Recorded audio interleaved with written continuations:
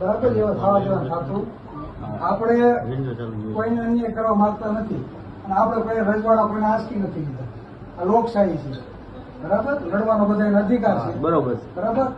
કારણ વગર કારણે આપણે કોઈ દબાઈ રહી જાય કે આપણે સહન કરવાનું થતું નથી. બહુ સહન કર્યું છે. આપણે કાયદા અને સંવિધાનમાં માનવાળા વ્યક્તિ છીએ, બરાબર. પોલીસ પ્રશાસનથી કાલે ઘણા ફોન આવ્યા, ચિરાગભાઈ ગુના દાખલ થઈ ગયા છે, આરોપી પકડાઈ ગયા છે, બરાબર.